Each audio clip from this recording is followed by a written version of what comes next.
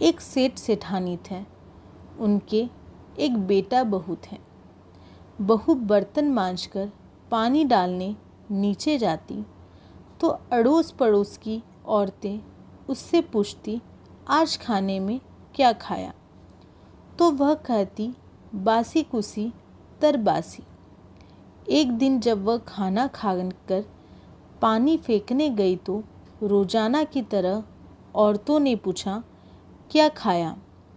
तो फिर उसने यही जवाब दिया, बासी कुसी तरबासी।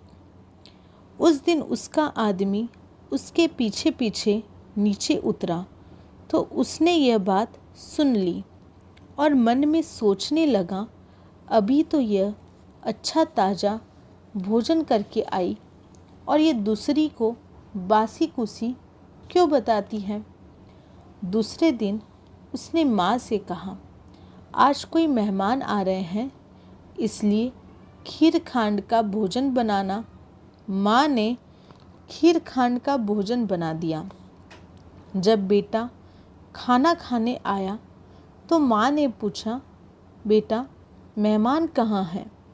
इस पर बेटे ने कहा, माँ आप 2 थाली लगा दो। माँ ने 2 थाली लगा दी। बेटे ने 1 थाली खुद खाई और एक बहू को खिला दी। खाना खाकर बर्तन साफ करके वह पानी डालने नीचे गई तो पीछे पीछे उसका आदमी भी नीचे गया। फिर उससे हमेशा की तरह उन स्त्रियों से पूछा, आज क्या खाया? तो उसने वही जवाब दिया।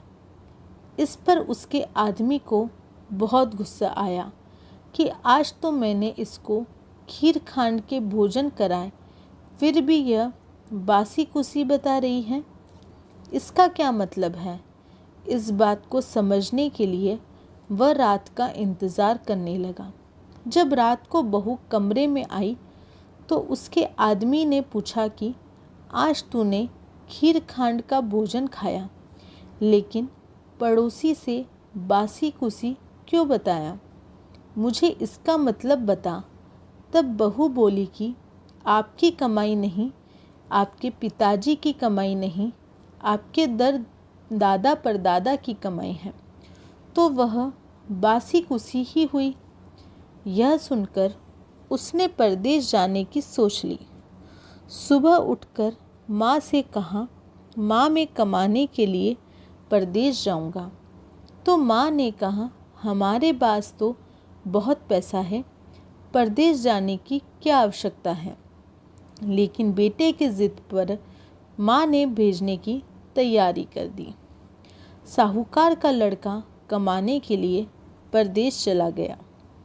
वहाँ उसे एक सेठ के यहाँ नौकरी मिल गई। नौकरी करते करते थोड़े ही समय में सारा कामकाज सीख गया। उस सेठ के कोई संतान नहीं थी, तो वह सेठ अपना सारा कारोबार साहूकार के बेटों को सौंपकर स्वयं तीर्थ यात्रा करने चला गया। इधर सास ने बहू से कहा कि दिए की बुझावे तो चूल्हे की मत बुझाना, लेकिन एक दिन दोनों की ही बुझ गई। तो बहू पड़ोस में अग्नि लेने गई तो वहाँ पड़ोस की औरतें चौथ माता का पूजन कर रही थीं।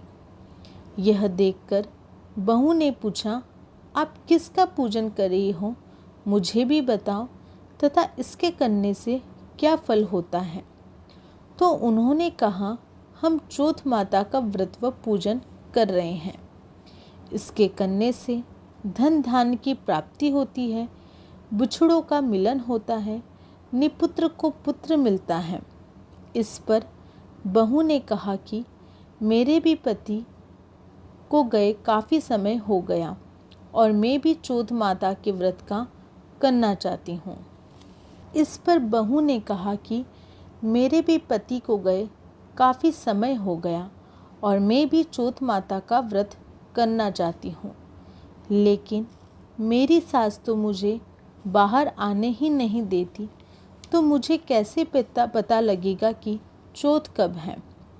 इस पर पड़ोस की औरतों ने कहा कि तुम रोजाना 1 गेहूं का दाना रख देना। जिस दिन 30 दाने पूरे हो जाएं, उस दिन व्रत करके शाम को चौथ माता का पूजन करके चंद्रमा देखकर फिर खाना खा लेना। साहूकार की बहू को व्रत करते काफ़ी समय हो गया, तो चौथ माता ने कहा कि यदि इसको पर्चा नहीं दिया तो अपने को कोई नहीं पूजेगा। यह सोचकर साहूकार के बेटे को सपने में जाकर बोली कि साहूकार का बेटा सो रहा है या जाग रहा है। उसने कहा, ना ही सो रहा हूँ ना ही जाग रहा हूँ, चिंता में पड़ा हूँ। इस पर चौथ माता ने कहा कि चिंता समाप्त कर, तेरे घर बार कुछ है कि नहीं। उसने कहा, मेरे माँ बाप औरत सभी है।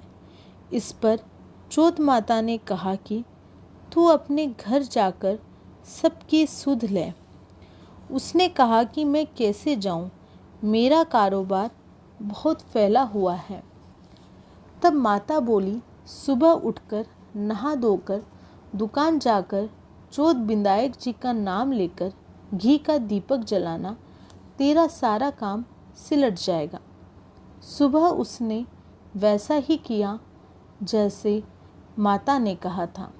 देखते ही सारा हिसाब किताब हो गया और उसने घर जाने की तैयारी कर ली। घर को रवाना हुआ तो रास्ते में एक सांप 100 साल की उम्र पूरी करके जलने को जा रहा था, तो उसने सांप को सिसकार दिया। सांप ने गुस्से में आकर कहा कि मैं तो अपनी 100 साल की उम्र पूरी करके सांप योनि से मुक्ति पाने जा रहा था, अब मैं तुझे डसूंगा।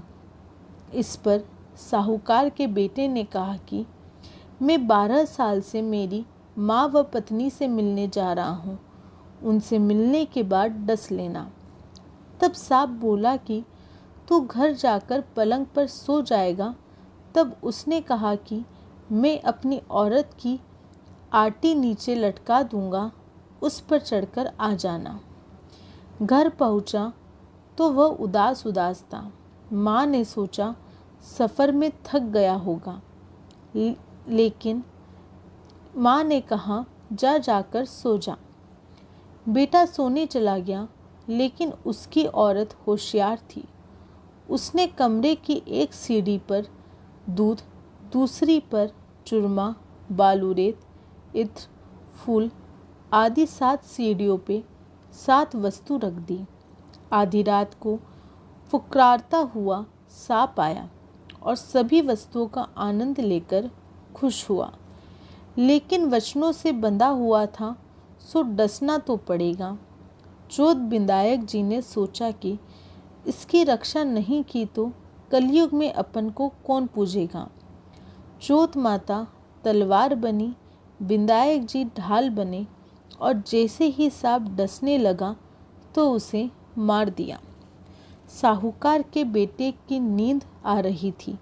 सांप के मरते ही उसने अपनी पत्नी को उठाया और चौपड़ पासे खेलने लगा। सुबह देर तक बेटा बहू उठे नहीं तो माँ ने कहा, बेटा तो थका हुआ था, पर बहू क्यों नहीं उठी। जाकर देखा तो खून ही खून हो रहा था। उसने कहा, मेरे बेटे बहू को किसी ने मार दिया। तब अंदर से बेटा बोला, माँ, हमारा बेरी दुश्मन मरा, यहाँ सफाई करवाओ, तब हम बाहर आएंगे। माँ ने वहाँ सफाई करवाई, तब वे बाहर आए। नीचे आकर उसने माँ से पूछा, माँ, मेरे पीछे से किसी ने कोई धर्म किया क्या? तो माँ ने कहा, नहीं, लेकिन बहू बोली कि मैंने किया। सास ने कहा कि तूने क्या किया? तुझे रोज 4 समय का खाना देती थी। बहू बोली, महीने में 1 चौथ का व्रत करती थी। सुबह का खाना पानी वाली को देती, दूसरी बार का गाय के बछड़े को खिलाती, तीसरी बार का उठियाणा में गाड़ देती और चौथी बार का में पूजा करके चंद्रमा देखकर फिर खाती थी। मैंने पूजा के लिए बनिए की दुकान से घी गुड़ मंगवाया, सो उसका जाकर हिसाब करो। सास ने पानी वाली से पूछा तो उसने कहा कि महीने में एक मुझे रोटी देती थी। बछड़े से पूछा तो उसके मुंह से फेफ के फूल गिरे। उठियाना खोदा तो रोटी के सोने के सिक्के निकले।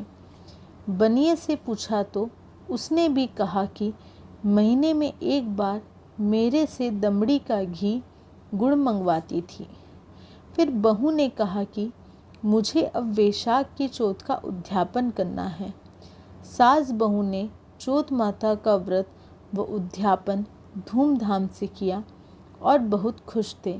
हे चौथ माता, जैसे उस बहू पर प्रसन्न हुई वैसे सब पर प्रसन्न होना, सभी की इच्छा पूरी करना।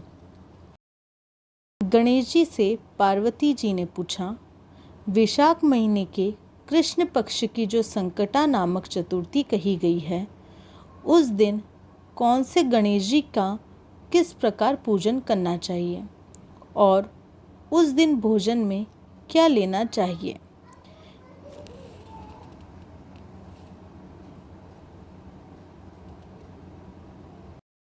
गणेश जी ने उत्तर दिया, हे माता, वैशाख कृष्ण चतुर्थी के दिन व्रत करना चाहिए। उस दिन वक्रतुंड नामक गणेश जी की पूजा करके भोजन में कमलगट्टे का हलवा लेना चाहिए। हे जननी, द्वापर युग में राजा युधिष्ठिर ने इस प्रश्न को पूछा था और उसके उत्तर में जो कुछ भगवान श्री कृष्ण ने कहा था, मैं उसी इतिहास का वर्णन करता हूँ। आप श्रद्धापूर्वक सुने। श्री कृष्ण बोले, हे राजन युधिष्ठिर, इस कल्याणदात्री चतुर्थी को जिसने व्रत किया और उसे जो फल प्राप्त हुआ, मैं उसे ही कह रहा हूँ। प्राचीन समय में रंतिदेव नामक प्रतापी राजा हुए हैं। जिस तरह आग तृण समूहों को भस्म कर देती है, उसी तरह वे अपने शत्रुओं को नष्ट कर देते थे। उनकी मित्रता यम, कुबेर, इंद्र आदि देवों से थी। उन्हीं के राज्य में धर्मकेतु नाम का एक श्रेष्ठ ब्राह्मण रहता था। उसकी 2 स्त्रियां थीं। एक का नाम सुशीला और दूसरी का नाम चंचला था। सुशीला नित्य ही कोई न कोई व्रत किया करती थी। फलतः उसने अपने शरीर को दुर्लभ बना डाला था। इसके विपरीत चंचला कभी भी कोई व्रत उपवास आदि न करके भरपेट भोजन करती थी। इधर सुशीला को सुंदर लक्षणों वाली एक कन्या हुई और उधर चंचला को पुत्र रत्न की प्राप्ति हुई। यह देखकर चंचला बारंबार सुशीला को ताना देने लगी, अरे सुशीला, तूने इतना व्रत उपवास करके शरीर को जर्जर बना डाला, फिर भी एक कृशकाय कन्या को जन्म दिया। मुझे देख, मैं कभी व्रत आदि के चक्कर में न पड़कर हष्ट पुष्ट बनी हुई हूँ और वैसे ही सुंदर बालक को भी उत्पन्न किया। सौत का व्यंग बाण सुशीला के हृदय में चुभने लगा। वह पतिव्रता विधिवत गणेश जी की उपासना करने लगी। जब सुशीला ने भक्ति भाव से संकटनाशक गणेश चतुर्थी का व्रत किया तो वर प्रदाता गणेश जी ने उसे दर्शन देकर कहा, हे सुशीले, तेरी आराधना से मैं अत्यधिक प्रसन्न हुआ। मैं तुम्हें वरदान दे रहा हूँ कि तेरी कन्या के मुख से निरंतर मोती और मूंगा प्रवाहित होते रहेंगे। हे कल्याणी, इससे तुझे सदा प्रसन्नता रहेगी। हे सुशीले, तुझे एक वेद शास्त्र वेता पुत्र भी प्राप्त होगा। इस प्रकार का वरदान देकर गणेश जी अंतर्ध्यान हो गए। वरदान प्राप्ति के परिणाम स्वरूप उस कन्या के मुंह से हमेशा मोती और मूंगा झड़ने लगे। कुछ दिनों के बाद सुशीला को एक पुत्र भी उत्पन्न हुआ। तदंतर धर्मकेतु स्वर्गगामी हो गया। उसकी मृत्यु के अनंतर चंचला घर का सारा धन लेकर दूसरे घर में जाकर रहने लगी, लेकिन सुशीला पति गृह में रहकर ही पुत्र और पुत्री का पालन पोषण करने लगी। उस कन्या के मुंह से मोती मूंगा गिरने के परिणाम स्वरूप सुशीला के पास अल्प समय में ही बहुत सा धन एकत्रित हो गया। इस कारण चंचला उससे ईर्ष्या करने लगी। एक दिन हत्या करने के उद्देश्य से चंचला ने सुशीला की कन्या को कुएं में ढकेल दिया। उस कुएं में गणेश जी ने उसकी रक्षा की और वह बालिका सकुशल अपनी माता के पास लौट आई। उस बालिका को जीवित देखकर चंचला का मन बहुत उद्विग्न हो उठा। वह सोचने लगी कि जिसकी रक्षा ईश्वर करता है उसे कौन मार सकता है। इधर सुशीला अपनी पुत्री को पुनः प्राप्त कर प्रसन्न हो गई। पुत्री को छाती से लगाकर उसने कहा, श्री गणेश जी ने तुझे पुनः जीवन दिया है। अनाथों के नाथ गणेश जी ही है। चंचला आकर उसके पैरों में नतमस्तक हुई। सुशीला के आश्चर्य का ठिकाना न रहा। चंचला हाथ जोड़कर कहने लगी, हे बहन सुशीले, मैं अत्यंत पापीन और दुष्टा हूँ। कृपा करके मेरे अपराधों को क्षमा कीजिए। आप दयावती हैं। आपने दोनों कुलों का उद्धार कर दिया। जिसका रक्षक देवता होता है उसका मानव क्या बिगाड़ सकता है। जो लोग संतों एवं सत्पुरुषों का दोष देखते हैं वे अपनी करनी से स्वयं नाश को प्राप्त होते हैं। इसके बाद चंचला ने भी उस कष्ट निवारक, पुण्यदायक और संकट नाशक गणेश जी के व्रत को किया। श्री गणेश जी के अनुग्रह से परस्पर उन दोनों में प्रेम भाव स्थापित हो गया, जिस पर गणेश जी की कृपा होती है। उसके शत्रु भी मित्र बन जाते हैं। सुशीला द्वारा संकट नाशक गणेश चतुर्थी व्रत किए जाने के कारण ही उसकी सौत चंचला का हृदय परिवर्तन हो गया। श्री गणेश जी कहते हैं कि देवी, पूर्व काल का पूरा वृत्तांत आपको सुना दिया। इस लोक में इससे श्रेष्ठ विघ्न विनाशक कोई दूसरा व्रत नहीं है। श्री कृष्ण जी कहते हैं, हे धर्मराज, आप भी विधि पूर्वक गणेश जी के व्रत कीजिए। इसके करने से आपके शत्रुओं का नाश होगा और अष्ट सिद्धियाँ और नवनिधियाँ आपके सामने करबद्ध खड़ी रहेगी। हे धर्मपरायण युधिष्ठिर, आप अपने भाइयों, धर्मपत्नी और माता के सहित इस व्रत को कीजिए। इससे थोड़े ही समय में आप अपने राज्य को प्राप्त कर लेंगे। आपको ये वीडियो कैसी लगी कमेंट बॉक्स में ज़रूर बताएं। हमारे चैनल को सब्सक्राइब करें और बेल आइकन को दबाएं। जय श्री महाकाल।